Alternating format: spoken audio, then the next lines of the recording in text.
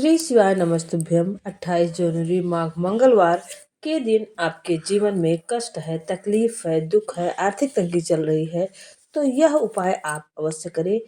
श्री प्रदीप मिश्रा पंडित जी ने बताया आज की वीडियो में, उन्होंने बताया मंगलवार के दिन का विशेष उपाय, जो उपाय करने से आपके जीवन में जो भी कष्ट होंगे दूर होंगे, साथ ही आपके घर में सुख समृद्धि आएगी।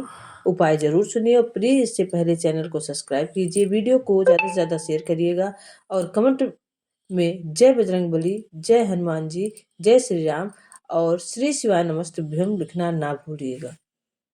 भगवान शंकर का आराधना करें तो 27 मनके की माला से अगर आप भगवान शिव का नाम जप कर रहे हैं, 27 मनके की माला से आप भगवान का भजन कर रहे हैं, 27 बार आप मुख से भगवान का नाम ले रहे हैं, 27 बार आप भगवान का स्मरण कर रहे हैं, तो ये श्राद्ध पक्ष में आपने तर्पण करा ना करा, पिंड करा ना करा, गया गए ना गए, आपने कुछ दिया ना दिया, आपने कुछ प्रदान करा ना करा, पर 27 बार भगवान शंकर का नाम या राम का नाम या कृष्ण का नाम आप अगर अपने पूर्वजों के निमित्तार्थ भी ले लेते हैं तो शिव महापुराण की कथा कहती है कि श्राद्ध पक्ष में उन्हें गया पिंड तर्पण ब्रह्म कमाली का फल मिल जाता है और उनकी मृत्यु निश्चित हो जाती है। कितनी बार जपना है? केवल 27, केवल 27, उससे ज्यादा कुछ। और यदि 27 बार आप भगवान का नाम नहीं भी जप सकते और आपको लग रहा है कि पितृ दोष के 4 लक्षण आपके पास में, पितृ दोष के 4 लक्षण बड़े होते हैं। पहला, घर में एक ना एक बीमार पड़ा रहता है, एक ठीक होगा, एक बीमार होगा, एक ठीक होगा, एक बीमार होगा, ये पितृ दोष का लक्षण। दूसरा, 1 रुपए कमाया, 1.25 रुपए खर्च हो रहा है, कहीं ना कहीं पैसा आके रखाता है और 2-3 दिन में पैसा चले जाता है, साथ में रखा हुआ भी धन जा रहा है, पितृ दोष का लक्षण है। तीसरा, घर में जितने सदस्य हैं आपस में किसी ना किसी बात के पीछे उनमें क्लेश बना रहता है, मन मुटाव बना रहता है, थोड़ी थोड़ी बात में कुछ ना कुछ क्लेश हो जाता है। 5वां, घर के बच्चे चिड़चिड़ प्रवृत्ति के होते जा रहे हैं, तो ये 4 लक्षण पितृदोष के बताए। इन पितृदोष का निवारण आप गया जी चले जाएं, ब्रह्म कपाली कराने या तर्पण दे दें या पिंड दे दें, उससे अधिक फल शिव महापुराण की कथा कहती है। आप शंकर भगवान के मंदिर में जब 1 लोटा जल लेकर जाते हैं, शिव जी को 1 लोटा जल जब समर्पित करते हैं तो उस जल को धीरे धीरे 27 बार आप पंचाक्षर मंत्र, षडाक्षर मंत्र या श्री शिवाय नमस्तुभ्यम बोलकर अपने पूर्वजों का स्मरण कर जो 16 दिन उस एक ही कलश, बार 27 बार कलश नहीं भरना है, जो लोटा भरकर लेकर गए हो, कलश भरकर लेकर गए हो, उसी को 27 बार आपको केवल शिव जी पर गिराना है। जो 27 बार जल एक ही कलश का समर्पित कर देता है, उसके पूर्वजों को तुरंत मुक्ति फल प्राप्त हो जाता है, उसको फिर तर्पण आदि की जरूरत नहीं पड़ेगी।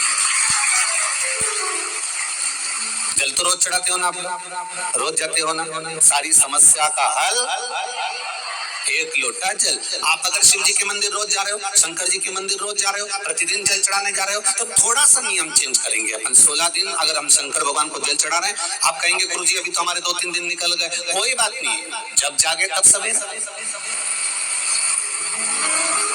कोई जरूरी है कि वो पीछे के 2-3 दिन निकल गए तो हम कैसे चढ़ते? नहीं, आप कल से प्रारंभ कर दो कि शिव जी के मंदिर में जब जल चढ़ाने जाओ तो जल को 27 बार धीरे धीरे कर चढ़ाना प्रारंभ करिए। 16 श्राद्ध पूरे होंगे, नवरात्रि आएगी, दीपावली आएगी और नवरात्रि से और दिवाली के बीच में आपको खुद ये फल प्राप्त हो जाएगा कि आपने 27 बार जो जल चढ़ाया है उसका फल मिला कि नहीं मिला, आपको मिला कि नहीं मिला, घर में शांति हुई कि नहीं हुई, घर में आनंद आया कि नहीं आया, संपदा बढ़ी कि नहीं बढ़ी, वैभव आया कि नहीं आया। केवल 16 दिन पूर्ण हुए, नवरात्रि और दिवाली के बीच का समय आप अंदाजा लगाकर बैठ जाए। भोला सब दुख काटो, ओ भोला सब दुख काटो, शिव शंकर जपो तेरी माला, भोले बाबा जपो तेरी माला, भोला सब दुख काटो हमारा, भोला भगवान की शरणागति का सुख क्या होता है? भगवान ये श्रेष्ठता नहीं है।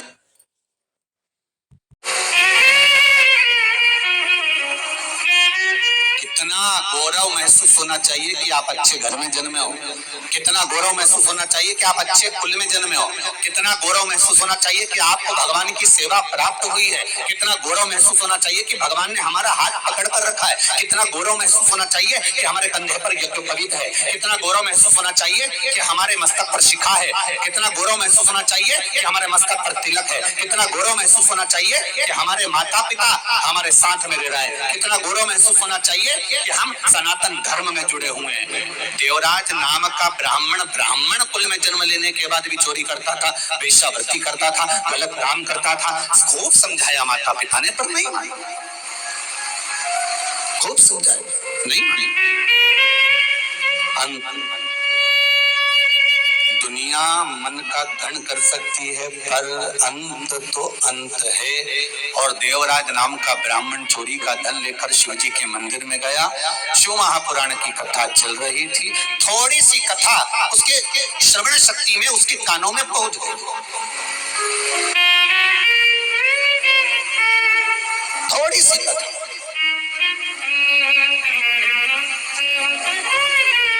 हम मानते हैं कि सालासर जी में कथा हो रही है और इतनी जगह नहीं है बैठने की, पर विश्वास है।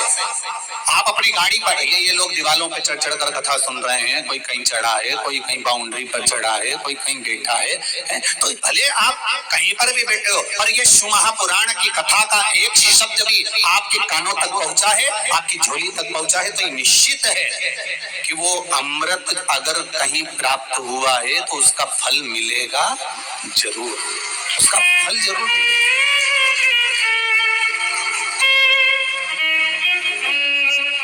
आस्था चैनल के माध्यम से, फेसबुक यूट्यूब के माध्यम से करोड़ों लोग इंतजार कर रहे थे सालासर जी की 5 दिवसीय शिव महापुराण का। करोड़ों, और आप भी जितने बैठे हो ना, सब इंतजार में थे। क्या कब चलेगी? गाड़ी कर लें क्या?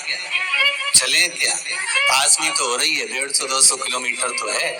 और चलेंगे भी, कथा भी सुनेंगे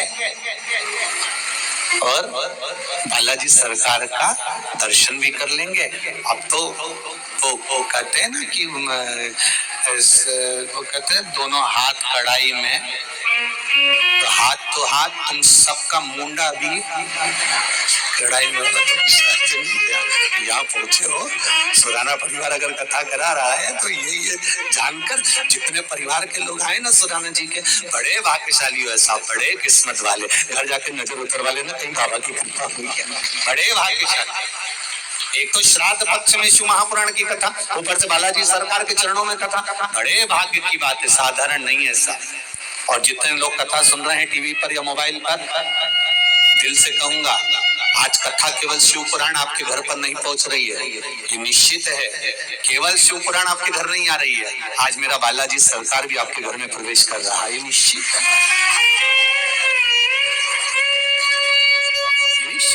पवन तनय संकट राम लखन सीता सहित हृदय बसौ सुर।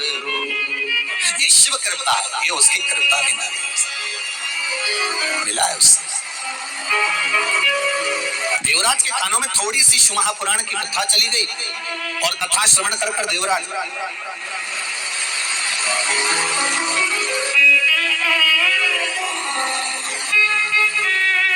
देवता लेने के लिए आवाए हैं गण दूसरे।